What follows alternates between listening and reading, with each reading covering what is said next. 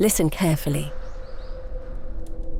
That sound is your breath freezing in mid-air. They say that on the coldest nights in Siberia, you can hear the universe breathe.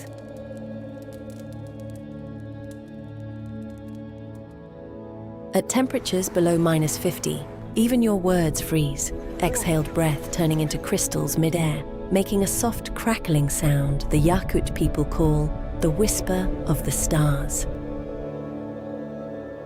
Welcome to Siberia. A region so vast it makes countries look like islands. Stretching over roughly 3/4 of Russia and close to 10 million square kilometers, it's almost the size of Canada and larger than the whole of Europe.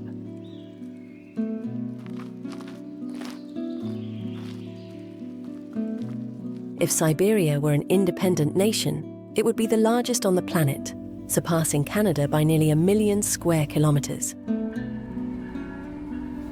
This is a territory measured not in countries, but in continents.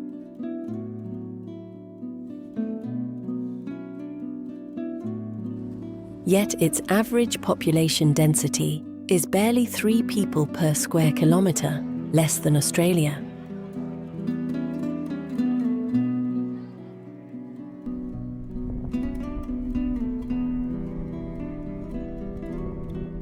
Imagine spreading almost all of humanity across this one region. With its empty forests, frozen plains, and uninhabited mountains, you could space the world's billions out like the houses of a quiet village and still have wilderness left over.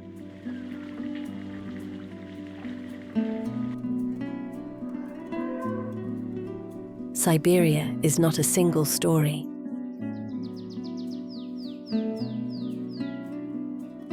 It is 5 converging currents. The raw power of nature and geology, the stubborn endurance of wildlife, the soul of its peoples and cultures, the shadows of its tragic history, and a cold so intense it becomes a physical presence, something you can hear, smell, and almost taste. This journey will cross a land larger than many countries combined, from the crystal depths of Lake Baikal to the smoking volcanoes of Kamchatka. From the reindeer trails of the Nenets to the haunted road built on bones. This is not just a place on a map. This is the edge of what it means to endure.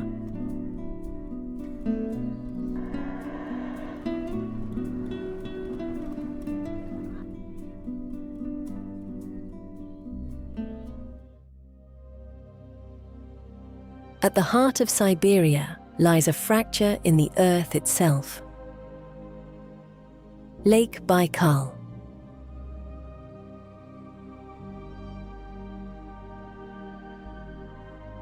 The oldest and deepest freshwater lake on the planet. It plunges more than 1,160 meters below the surface, with several kilometers of sediment beneath that, marking the floor of an active continental rift.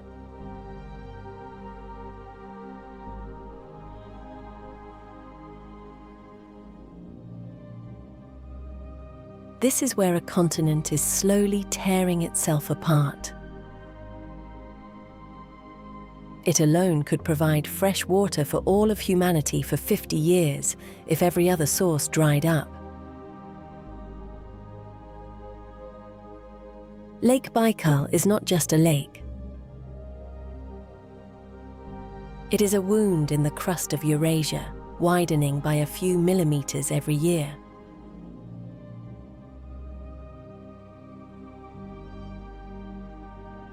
In tens of millions of years, this tear could open into a new ocean basin.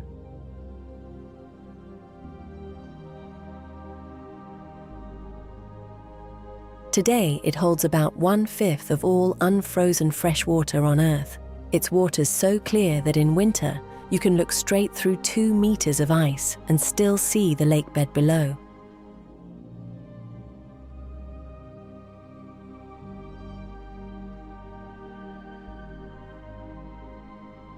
Underfoot, the ice is a living thing.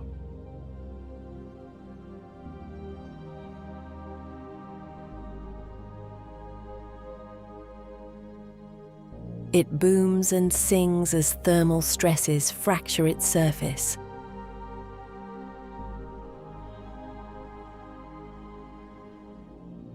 Glass-like panes slide against each other with a sound like distant thunder or deep whale song.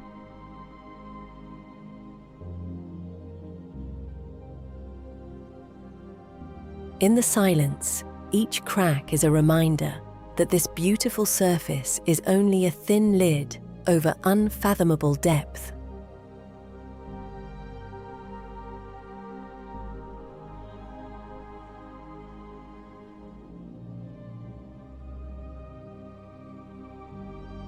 In the darkness, starlight reflects off a frozen mirror that stretches for hundreds of kilometers.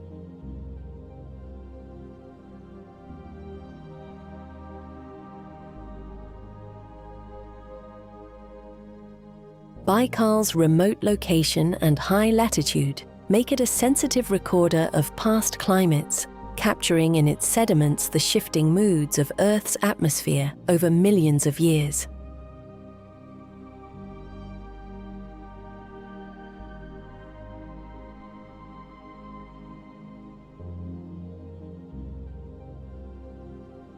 Thousands of kilometers to the east, the land rises into fire.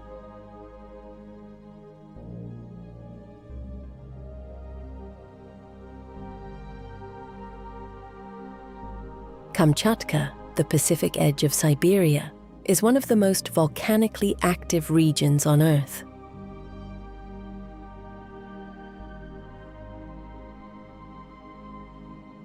More than 100 active and recently active volcanoes scar this peninsula, born where the Pacific plate dives beneath Eurasia.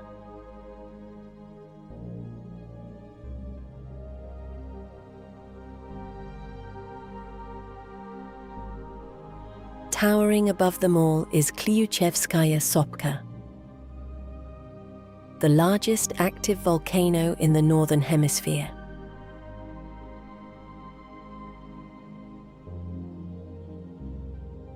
Its near-perfect cone dominates the skyline, a reminder that Siberia's frozen surface is underpinned by seething, molten rock. Here, ice and fire coexist, glaciers clinging to slopes that can erupt without warning. Between these peaks, the Earth exhales.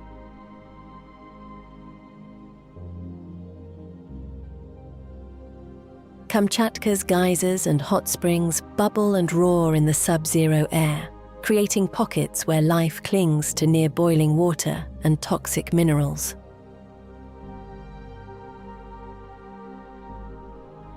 It is a landscape so otherworldly that Soviet engineers once used it as a training ground for missions to the moon. Further north, along the Lena River, the land expresses itself in stone. The Lena pillars rise up to 100 meters from the riverbank. Vertical spires of limestone and shale, carved by frost, wind, and water over tens of millions of years.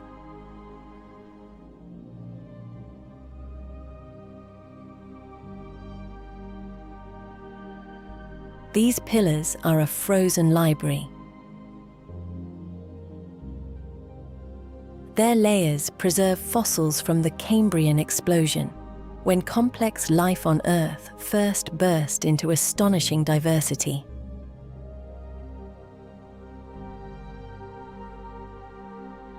To travel between them by boat is to move through a canyon of time.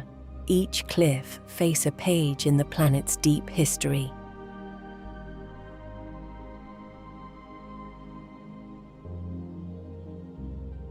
Across most of Siberia, an ocean of trees blankets the land.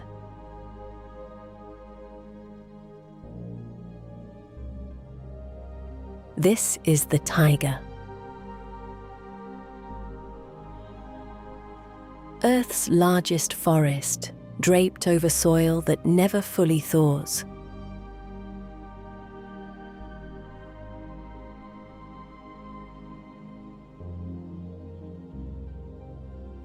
Beneath the roots lies permafrost, a layer of ground locked in ice for thousands of years, cracking and buckling as temperatures slowly change.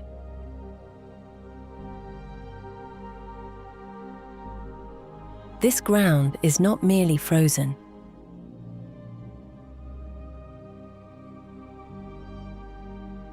It is a carbon vault.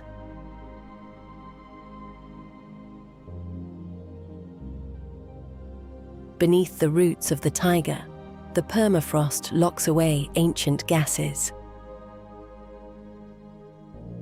If this lock breaks, the very thermostat of our planet begins to spiral. In a world mapped and measured, Siberia remains one of the last places where the Earth still feels vast, untamed, and a little alien. But if the land seems harsh, the beings that survive here are even more extraordinary. The Earth here is not stable. It is moving, shifting, becoming. And yet, something survives.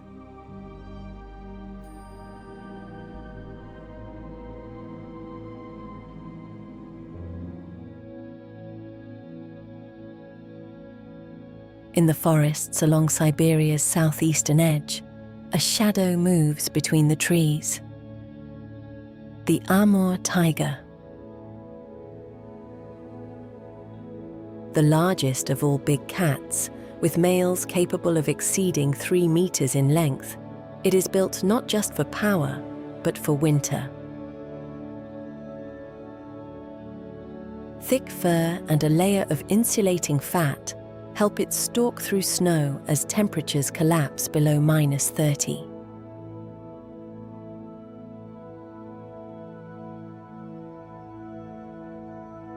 Only a few hundred remain in the wild, most in the remote Sikhote-Alin mountain range of the Russian Far East.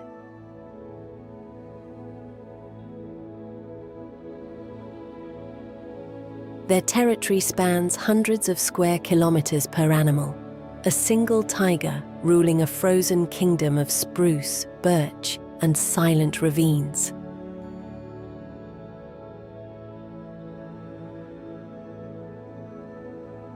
In these forests, each paw print is a rare signature in the snow, a reminder of how close this species has come to vanishing.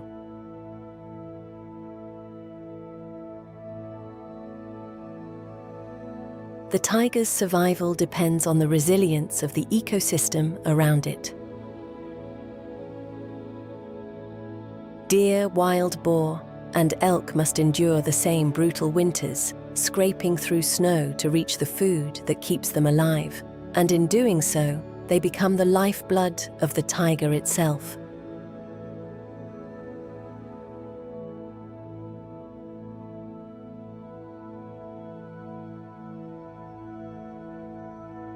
Out on the frozen expanse of Lake Baikal lives one of evolution's strangest success stories. The Baikal seal, or nerpa. It is one of the very few seal species that lives its entire life in fresh water and is endemic to this single lake.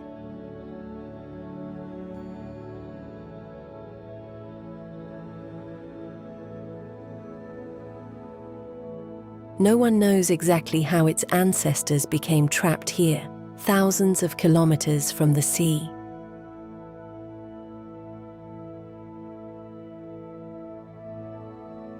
But trapped they were, and they adapted.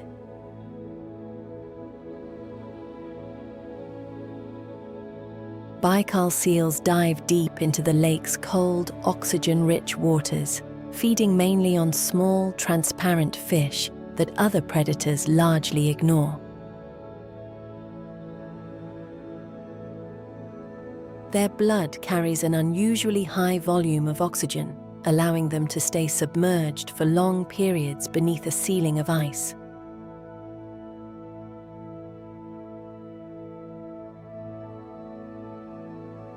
In winter, the entire lake freezes under a sheet of ice up to nearly a meter thick.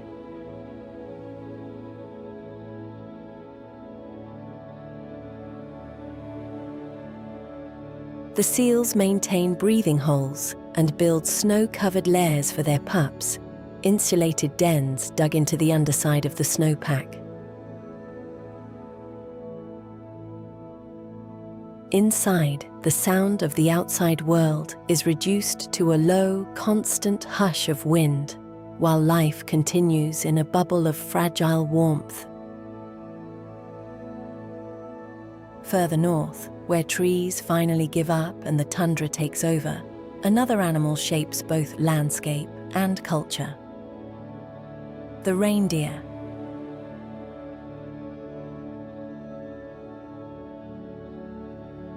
Their hooves are wide and sharp-edged, acting as snowshoes and shovels, scraping through ice and snow to reach the lichens that sustain them through the darkness.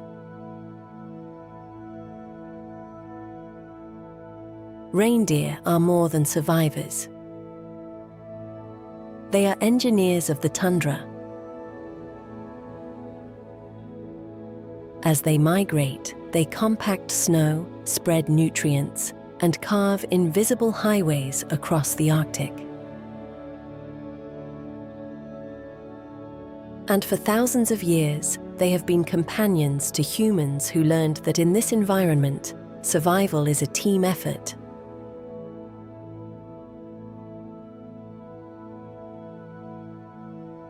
From tigers to seals, from reindeer to Arctic foxes, every creature here is a specialist.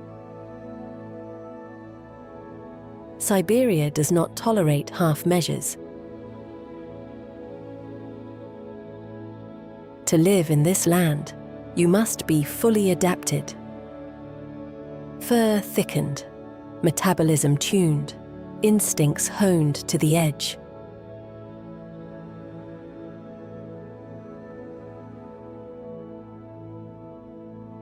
But the most improbable survivor in this landscape is not the tiger, nor the seal, nor the reindeer. It is the human being.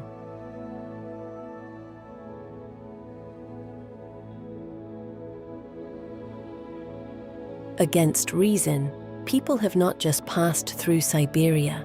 They have rooted themselves here, shaping and being shaped by the cold.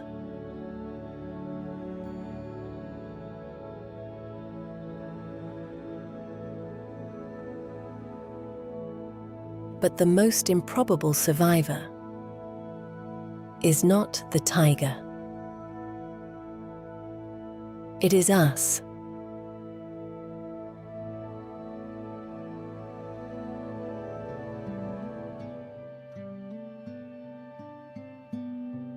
On the Yamal Peninsula, at the edge of the Arctic Ocean, a caravan moves across the tundra. Sleighs glide over snow, pulled by reindeer. Canvas tents ride behind like ships under sail.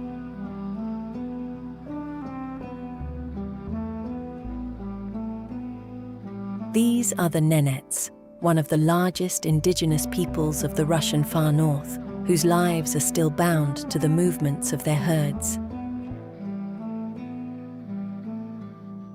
For generations, the Nenets have migrated with the seasons, traveling hundreds of kilometers each year.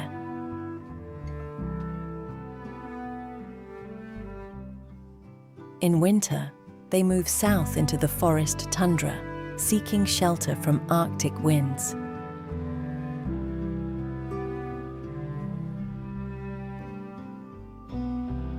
In summer, they travel north towards the Kara Sea, chasing cooler air and relief from clouds of mosquitoes that can drive both humans and animals to exhaustion.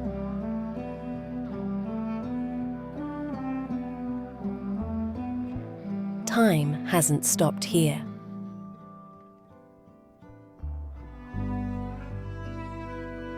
The Nenets herder navigates his ancestors' routes using satellite signals.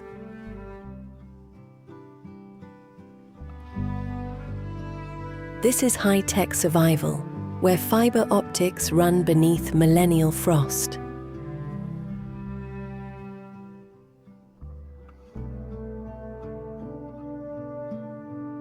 Their homes are portable. The chum, a cone-shaped tent of reindeer hides stretched over wooden poles.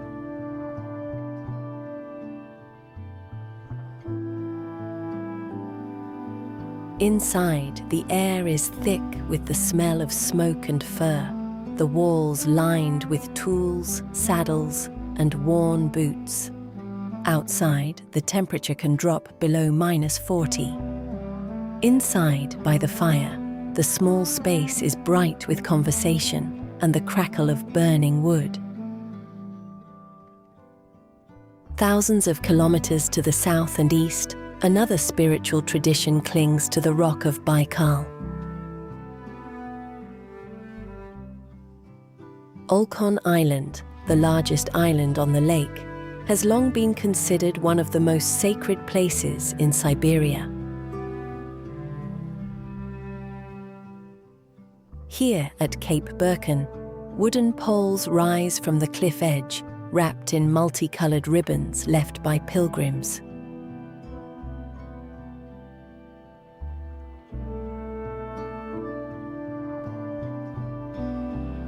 For the indigenous Buryat people and many others, this is a place where the worlds of humans and spirits touch.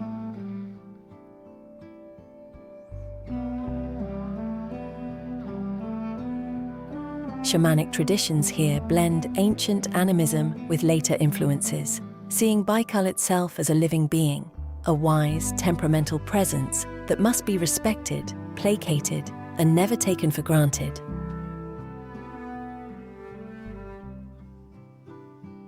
Offerings of milk, bread, or vodka are poured onto the ground or into the waters as gifts to the spirits of place. Drums beat against the cliffs, the sound rolling out over the ice. To outsiders, the rituals may seem mysterious.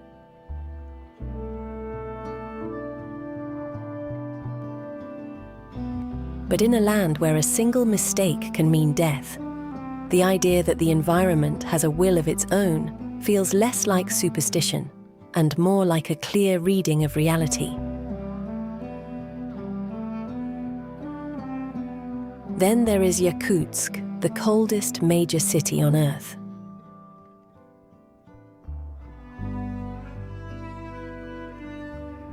In January, daytime highs average around -36 degrees Celsius, with nights sinking close to -40 or below.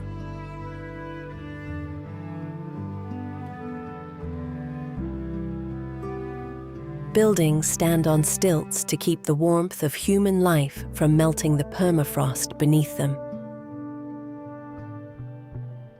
Stepping outside here is like walking into a physical wall. The air seizes the inside of your nose, freezing moisture in your eyelashes and eyebrows. Metal burns to the touch. A dropped glove is an emergency, not an inconvenience.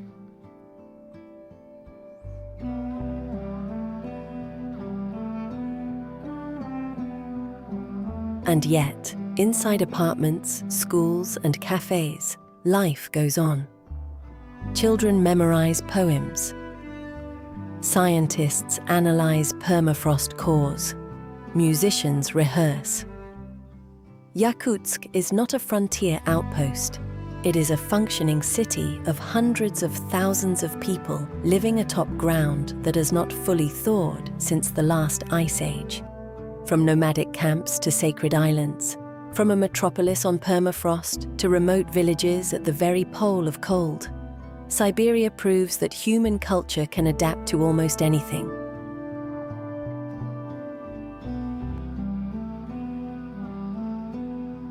But not all who came here arrived by choice.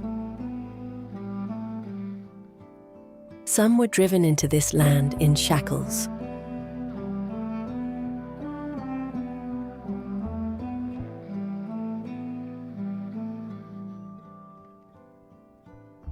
Siberia is not empty. It is inhabited deeply, but not everyone came here willingly.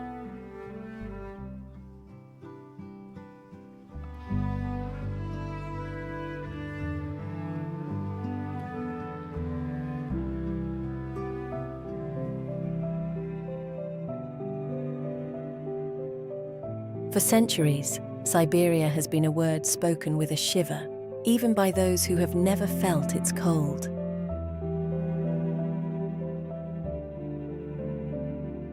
Under the Russian Empire and later the Soviet Union, this vast land became synonymous with exile, punishment, and disappearance.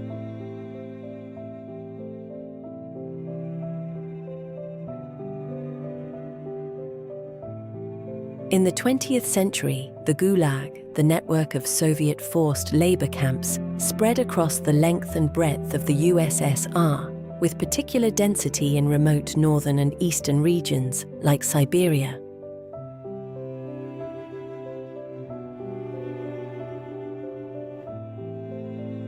Between 1929 and 1953, an estimated 18 million people passed through this system, sent there as prisoners of war, criminals, or often simply as alleged enemies of the state. Archival records suggest that more than 14 million people passed through the camps, and millions more were deported or exiled to remote settlements.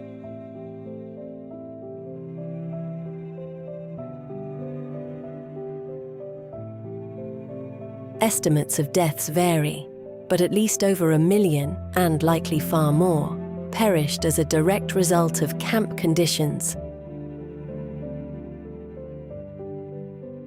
Exposure, hunger, and overwork. One road in particular has come to symbolize this suffering. The Kolyma Highway, known as the Road of Bones.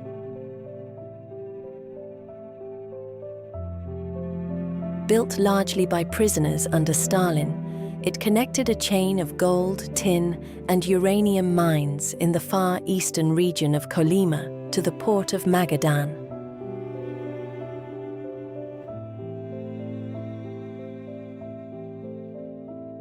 Winter temperatures here average around -38 degrees Celsius.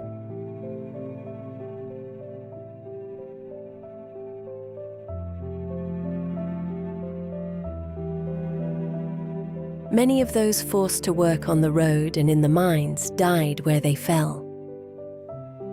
With the ground frozen as hard as stone, bodies were often buried directly beneath the roadbed, the permafrost becoming both grave and foundation.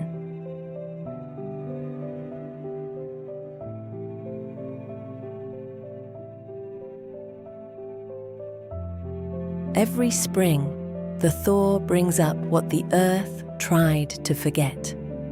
In this mud, the past is never truly buried. It waits for the May sun to release the echoes of those who built this world with their bare hands.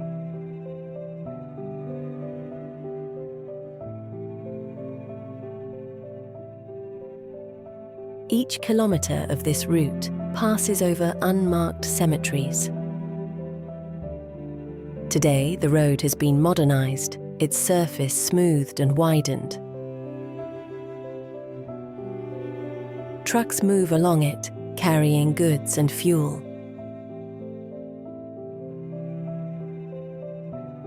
But in the snow-filled silence between engines, some locals say they can still feel the weight of those who never left.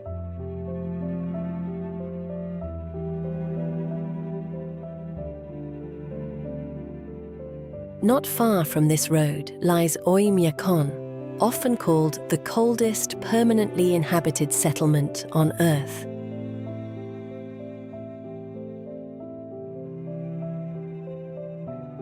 Here, average January temperatures hover close to -50 degrees Celsius, and record lows have reached around -71.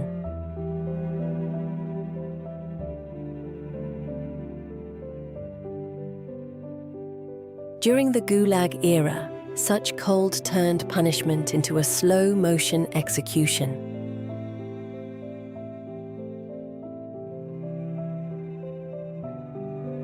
A thin coat, a broken tool, or a misstep in the snow could be fatal. Many of the camps have long since been reclaimed by the forest. Roofs have collapsed. Barbed wire lies half buried under moss.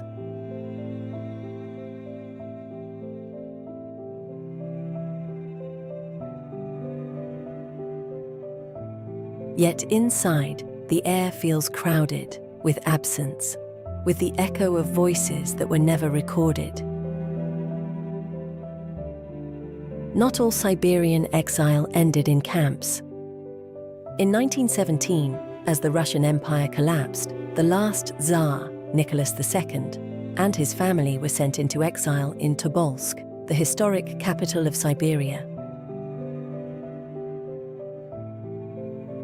They lived under house arrest in the former governor's mansion, their retainers housed opposite, awaiting a future that grew darker by the week. Diaries from this period describe long, constrained days.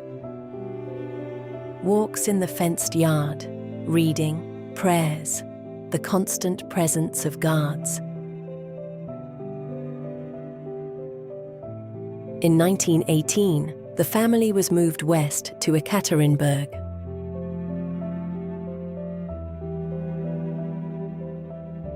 There, in the basement of the Ipatiev house, they were murdered, ending more than 3 centuries of Romanov rule.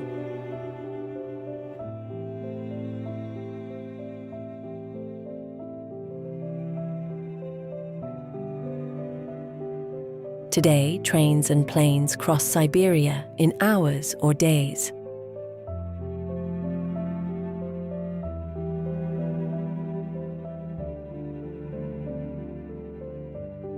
But beneath the tracks and flight paths lies a deeper geography. A map of exile, labor camps, and unmarked graves.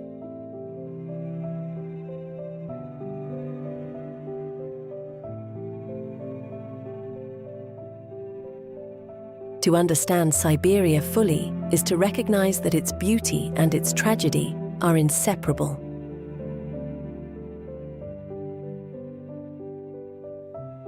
Beneath every road, beneath every forest, something remains.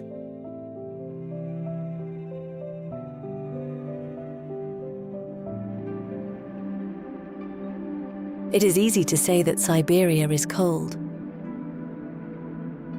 It is harder to imagine what that actually feels like. At -40, the air becomes a substance, not just something you breathe, but something that presses back.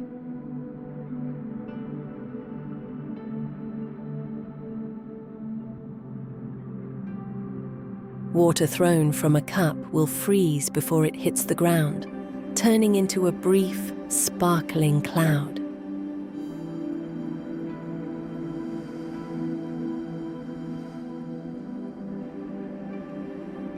On Lake Baikal, a deep frost night is never truly quiet. The ice expands and contracts, producing booms that echo like distant artillery. A single fracture can send a crack racing away from your boots faster than you can run, a dark line cutting through the glowing blue beneath your feet. From below, the world above appears as distorted shadows moving over a frozen sky.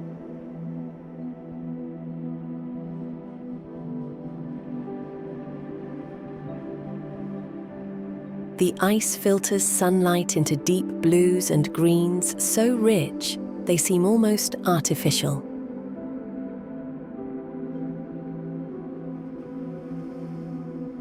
When you press your ear to the surface, you can sometimes hear water moving somewhere beneath, a reminder that even here, life never entirely stops.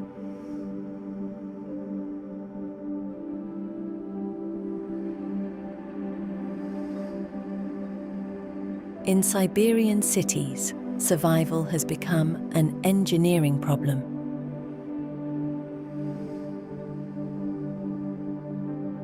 Cars are kept running through the night so their engines do not freeze solid.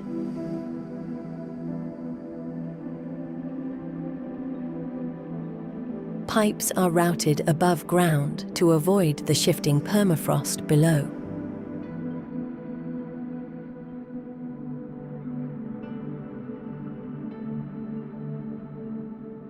Concrete towers stand on stilts, balancing modern life on legs of steel sunk into ancient ice.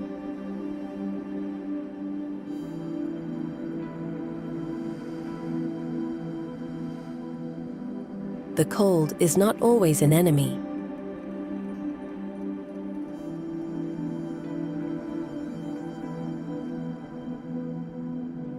For those born here, it is simply another element, like wind or rain.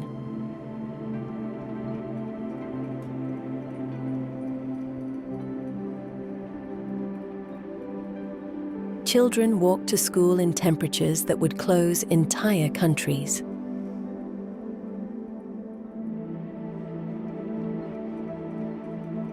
Faces wrapped in scarves, only eyes visible, they leave constellations of tiny footprints that the wind will soon erase.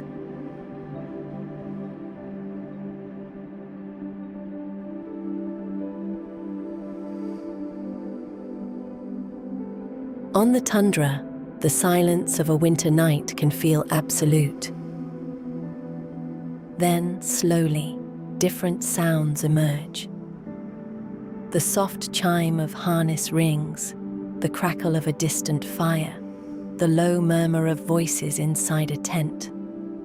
Above it all, the aurora moves like a river of green fire across the sky. Inside, warmth feels almost unreal, a small victory carved out of hostile physics. Every log burned, every piece of dried fish shared, every fur garment sewn represents hours of labor. Comfort here is not a default state. It is a prize that must be earned each day.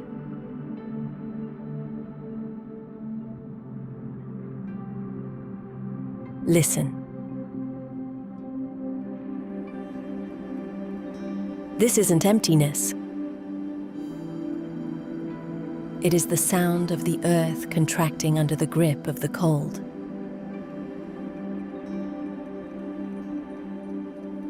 A world where the slightest whisper travels over leagues of crystal. In Siberia, cold is more than a number on a thermometer. It is a force that shapes animals, landscapes, cities, faiths, and destinies. It sharpens the line between what survives and what does not.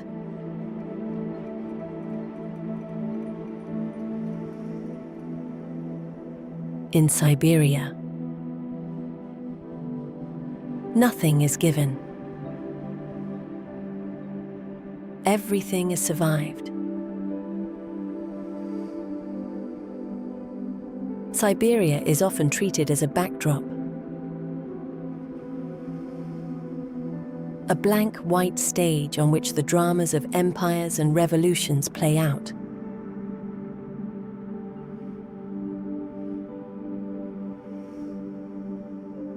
But it is more than scenery. It is an active participant in the story of our planet, a thermostat, a carbon vault, a reservoir of fresh water and memory.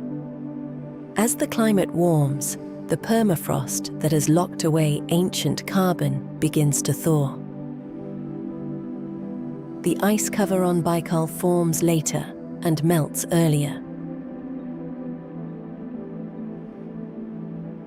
For the Baikal seal, for the reindeer, for the people whose homes stand on frozen ground, these subtle shifts are already rewriting the rules of survival.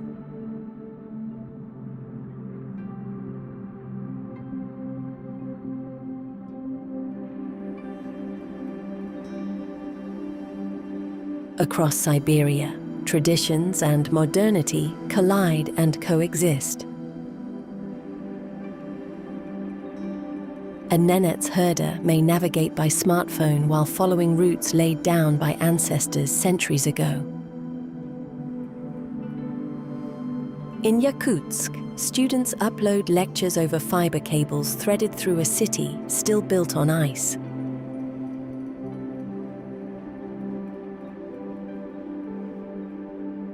The future here will not be simple.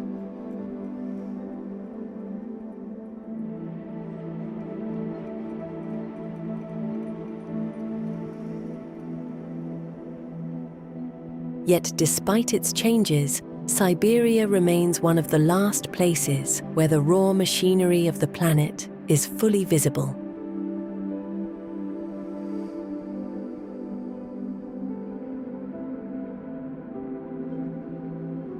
Where stone, fire, water, ice, animal, and human stand together on the same stage, equal in the eyes of the wind.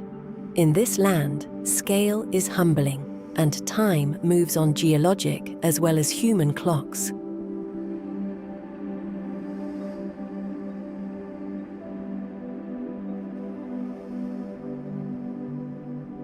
The stories of shamans and czars, of prisoners and nomads, of tigers and seals and reindeer, all converge into a single ongoing question. What does it mean to endure?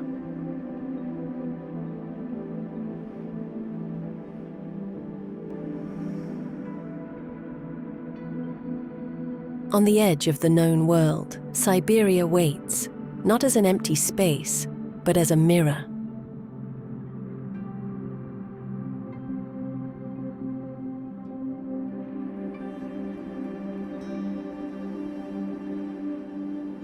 In its frozen lakes and burning mountains, in its haunted roads and star-filled skies, it reflects back to us our own fragility and the astonishing, stubborn force of life.